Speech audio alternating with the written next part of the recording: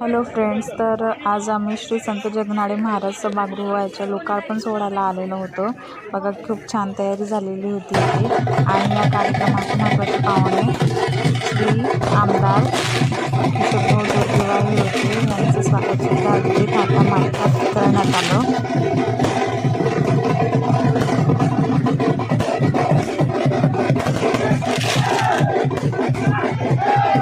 आदरणीय किशोरभाऊ जोरगेवार यांच्या हस्ते या तेली समाजाच्या खुल्या जागेवरती इमारतीचा लोकार्पण सोहळा संपन्न झालेला आहे।